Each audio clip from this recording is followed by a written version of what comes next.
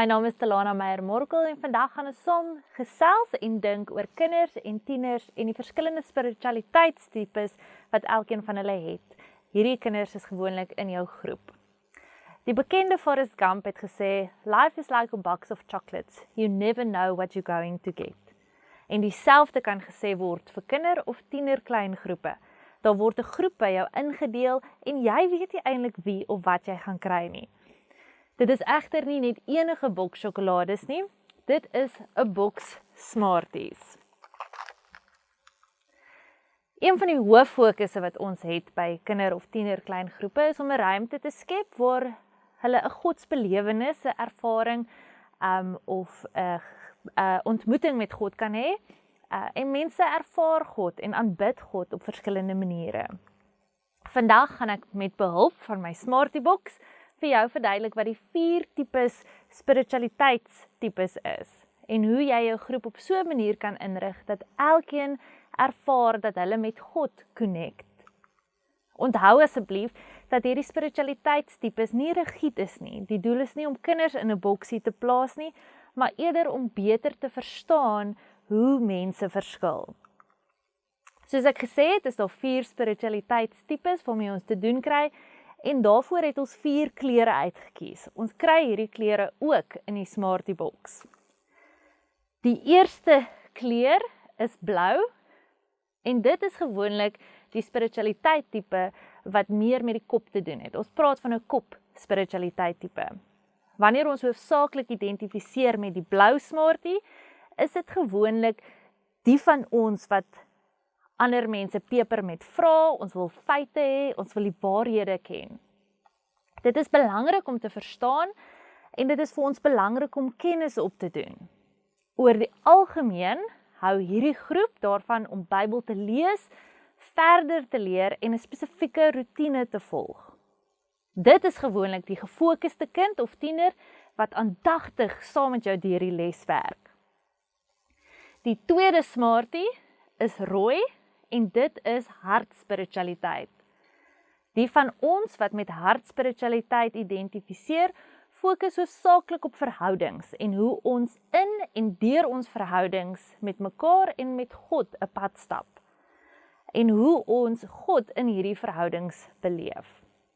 Hierdie groep hou daarvan om verhoudings te bou, tyd en energie te bestee om mense beter te leer ken, sodat behoeftes aangespreek kan word en hulle persoonlike verhouding met God is vir hulle ongelooflik belangrik.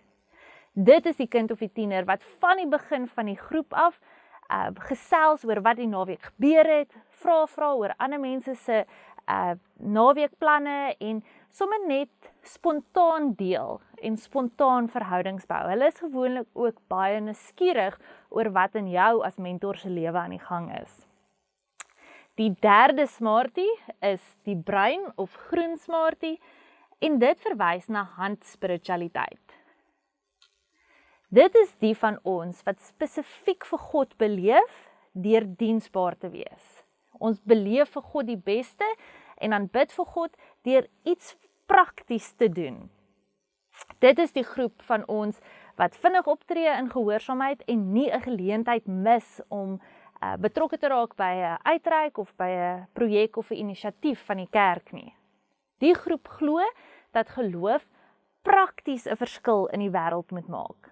Dit is die kind of die tiener wat opgewonde raak oor die fisiese aktiwiteit wat gewoonlik aan die einde van die les is of wat met die beste praktiese idees kan kom oor hoe ons dit kan gaan uitleef na die kategese les. Die laaste Smartie is geel en dit is die vlam of die mystieke spiritualiteit.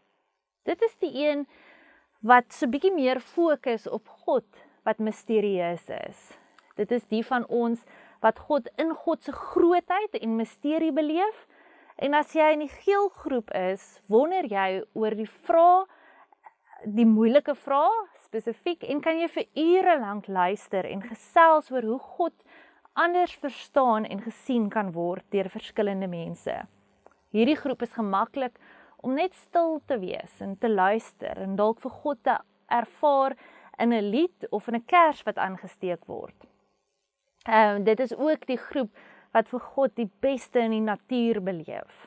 Hierdie kinders of tieners het gewoonlik tyd nodig om te reflekteer oor dit wat in die groep gedeel word en verkies gewoonlik om ook iets neer te skryf wat vir hulle uitgestaan het. Iets waaroor hulle verder wil gaan dink of 'n vraag wat by hulle opgekom het.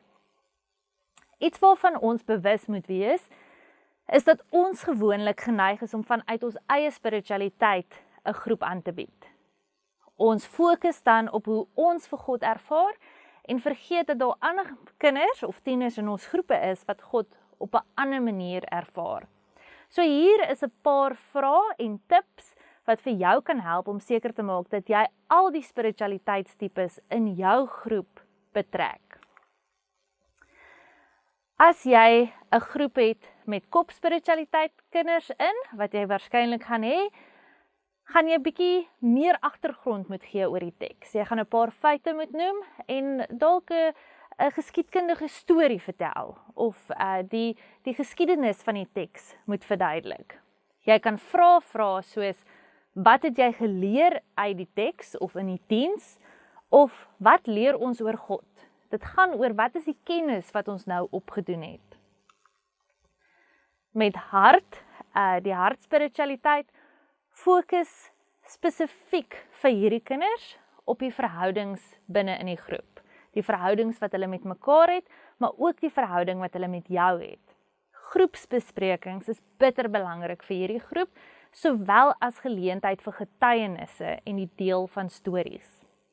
Vir hierdie kinders of tieners kan jy vra soos, hoe het jy God hierdie week beleef? Of hoe laat hierdie teks of hierdie tema of hierdie storie jou voel? Die derde spiritualiteit, wat die handspiritualiteit is, moet ons onthou dat dit belangrik is om te kom by hoe hierdie teks of boodskap prakties uitgeleef kan word vir hierdie kinders of tieners. Uitreike of projekte of praktiese idees vir hoe om anders te leef gaan vir hierdie groep baie waardevol wees. Hier kan jy vra soos, hoe kan ons dit wat ons geleer het, waaroor ons vandag gesels het, prakties gaan toepas by die huis? Of wat is die een haalbare ding wat jy van nou af anders wil doen? En dan die laaste spiritualiteit tipe, die vlam.